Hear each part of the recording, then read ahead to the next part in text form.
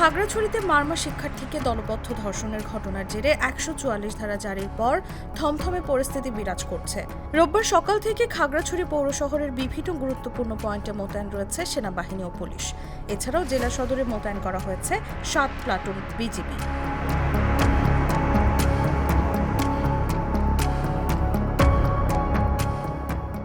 সকাল থেকে বিভিন্ন পয়েন্টে চলাচলকারীদের জিজ্ঞাসাবাদ করছে নিরাপত্তা বাহিনীর সদস্যরা।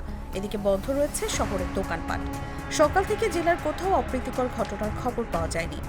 জানা যায়, শুক্রবার ও শনিবারের সড়ক অবরোধ, ভাঙচুর, অগ্নিসংযোগ, সড়কে সড়কে জ্বালাও পোড়াও ও সহিংসতার ঘটনা ঘটে। পরে শনিবার দুপুরে খাগড়াছড়ি জেলা প্রশাসক ও জেলা ম্যাজিস্ট্রেট ABM ইফতেখারুল ইসলাম খন্দকার সংবাদ বিজ্ঞপ্তিতে জানান, দুপুর ২টা থেকে পরবর্তী নির্দেশ না দেওয়া পর্যন্ত ১৪৪ ধারা কার্যকর থাকবে। সকাল সন্ধ্যা সড়ক অবরোধ ও সহিংস পরিস্থিতির কারণে সাজেকে আটকে পড়া প্রায় ২,০০০-এর বেশি পর্যটক সেনাবাহিনীর নিরাপত্তায় শনিবার রাত 10:30টার পর খাগড়াছড়ি শহরে পৌঁছেছেন। পরে রাত 12টার মধ্যে তারা নিজ নিজ গন্তব্যের উদ্দেশ্যে খাগড়াছড়ি ছেড়েছেন। শনিবার জম্মু ছাত্র জনতার ডাকা সকাল সন্ধ্যা সড়ক অবরোধ চলাকালে খাগড়াছড়ির মহাজনপাড়া ও সদর উপজেলা পরিষদ সংলগ্ন এলাকায় দুপক্ষের মধ্যে ধাওয়া-পাল্টা ধাওয়ার ঘটনা ঘটে। এ সময় দুপক্ষের মুখোমুখি অবস্থান তৈরি হয়। সংঘর্ষে আহত হন অন্তত 23 জন।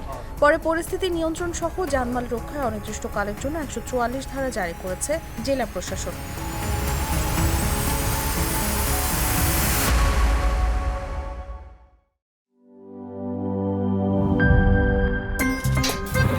আমার একটা স্মার্ট সিদ্ধান্তে 25% গ্যাসের খরচ কমেছে। ভাবছেন কিভাবে?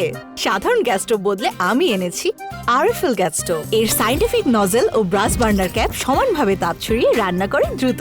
তাই গ্যাসও বাঁচায় 25%, টাকাও বাঁচে 25%। আরএফএল গ্যাস স্টোভ নিরাপদ ও গ্যাস সাশ্রয়ী।